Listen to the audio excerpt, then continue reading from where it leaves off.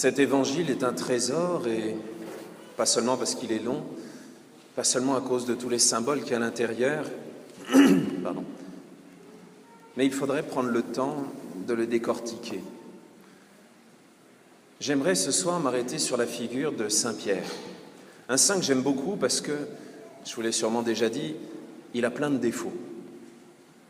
Et c'est bien parce que c'est moins difficile de s'identifier à quelqu'un qui a plein de défauts que de s'identifier, vous savez, à ces saints dont on fait des portraits fantastiques, tellement incroyables que même petit enfant, il refuse de téter le vendredi pour éviter de faire gras. Enfin voilà.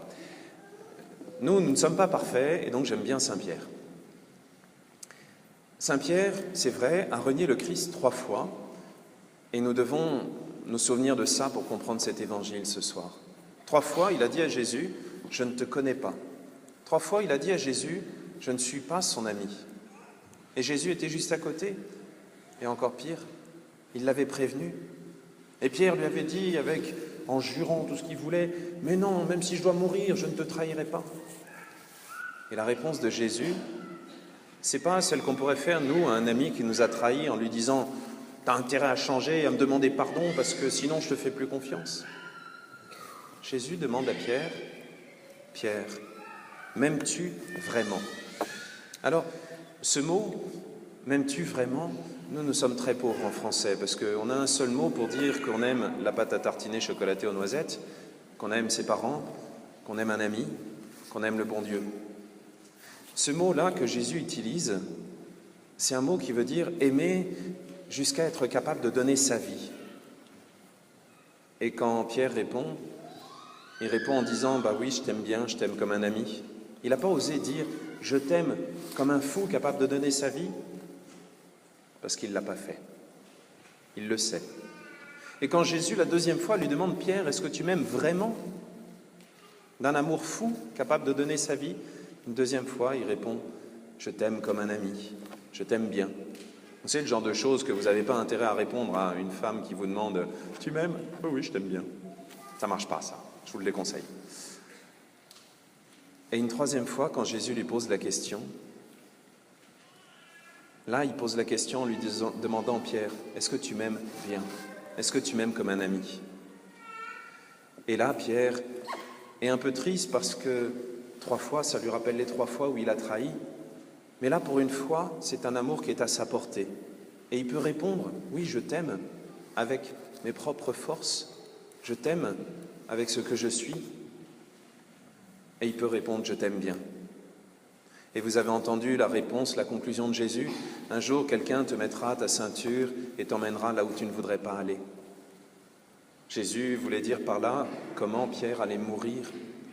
Et nous le savons, Pierre, quelques années plus tard, 30 ans plus tard à peu près, en 64, un jour de novembre, Pierre a été crucifié la tête en bas dans un cirque qui se trouve un petit peu à l'écart du centre de Rome, un endroit qu'on appelle le Vatican. Et il y avait un témoin oculaire, si on peut parler de témoin oculaire. Ce témoin, c'est une espèce d'obélisque gigantesque qui fait 30 mètres de haut, qui pèse je ne sais pas combien de dizaines, centaines de tonnes. Et c'est amusant d'avoir ce témoin, parce que cet obélisque est aujourd'hui sur la place Saint-Pierre. Cet obélisque a une histoire amusante. Il a été gravé, taillé il y a longtemps, 1850 ans avant la naissance de Jésus, pour célébrer la puissance d'un pharaon. Et il devait être là en Égypte lorsque Joseph est arrivé, lorsque le peuple s'est installé, lorsque Moïse a interpellé Pharaon et qu'ils sont partis. Mais quelques siècles après, un nouvel empire avait pris la place, l'empire romain.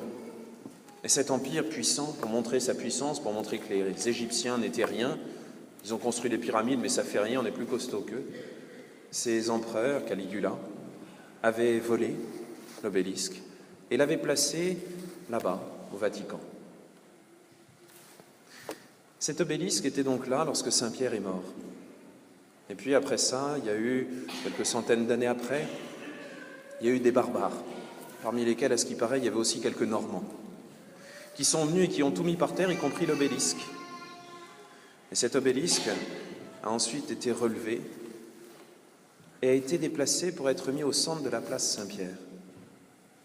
Et vous voyez, cette histoire-là, c'est pas pour vous refaire un tour touristique ou vous vendre le prochain pèlerinage à Rome que je vous dis ça, mais c'est plutôt pour vous dire que même si les empires passent, même si les choses qui semblent insubmersibles, comme un obélisque tellement grand qu'on a été obligé de construire des bateaux gigantesques et d'en faire ensuite des ports, même si les empires, même si les puissances passent, eh bien, l'Église reste. Vous savez, quand Jésus dit « jette ton filet », même s'il y avait beaucoup de poissons, 153, le filet ne s'est pas rompu et la barque a pu arriver à bon port. Le filet représente la foi que Jésus donne à Pierre et à ses successeurs, les apôtres. La barque représente l'Église. Nous savons que même si les empires, les puissances, les barbares, les révolutions, on est bien placé ici pour le savoir, et même les hérésies, même si tout ça passe, l'Église restera. À cause de ce petit bonhomme de Saint-Pierre, avec tous ses défauts, ses fragilités, sa vantardise, sa faiblesse, même ses attaques, les attaques contre lui. C'est là-dessus que Jésus a voulu appuyer son Église. Alors je vous dis ça parce que nous sommes à un moment important. Nous venons de vivre le temps de Pâques, nous sommes remplis de cette joie, et malheureusement, cette joie peut s'éteindre, c'est comme une bougie qu'on souffle. Cette joie, elle a besoin d'être entretenue, elle a besoin de s'appuyer sur quelque chose de solide, ou plutôt sur quelqu'un de solide. Nous pouvons nous appuyer les uns sur les autres, mais en dernier ressort, nous savons que nous nous appuyons sur le pape, sur l'ensemble de l'Église, et sur le Christ à travers l'Église. Nous savons que nous appuyons sur eux, même si aujourd'hui on est un peu comme les apôtres. Vous imaginez ? Ils venaient de vivre tous ces événements-là, ils venaient de voir Jésus ressuscité, et qu'est-ce qu'ils font ? Ils vont à la pêche. C'est quand même incroyable. Ils venaient de voir pour la première fois de l'histoire de l'humanité quelqu'un ressuscité, et ils vont à la pêche. Et Jésus a un sens de l'humour assez drôle. Eux qui sont des professionnels de la pêche ne pêchent plus rien. Vous imaginez la rencontre sur le bord de la plage. « Ça va ? Vous avez quelque chose à manger ?» J'imagine ce que Saint-Pierre devait penser. Il a dit « Non, nous n'avons rien », mais à l'intérieur, il devait penser « Mais de quoi tu te mêles, toi ?» Mais le bon Dieu nous fait ça de temps en temps. Il nous pousse dans nos retranchements. Quelquefois, on fait des grands plans sur la comète, on a des tas de choses qui sont prévues, et ça ne marche pas aussi bien qu'on le voudrait. Mais Dieu nous demande de nous appuyer sur lui. Ces enfants qui vont être baptisés, par exemple. On leur donne une foi incroyable, celle qui a déplacé les montagnes, celle qui a traversé les siècles. Pourtant, ces enfants vont avoir besoin de notre aide, vont avoir besoin de notre témoignage, vont avoir besoin de nous. Alors, aujourd'hui, demandons à Dieu de savoir nous appuyer sur Saint-Pierre et sur ses successeurs, de ne pas avoir peur des attaques, de ne pas avoir peur, au contraire, de mettre notre fierté dans le fait d'être accusé à tort et à travers, d'être moqué. Mais dans tout ça, nous pouvons le faire parce qu'au-delà de la faiblesse de Pierre, il y a la force de l'amour infini de Dieu. Que Dieu nous aide à nous enraciner toujours, encore et toujours, dans cette force et dans cette joie. Amen.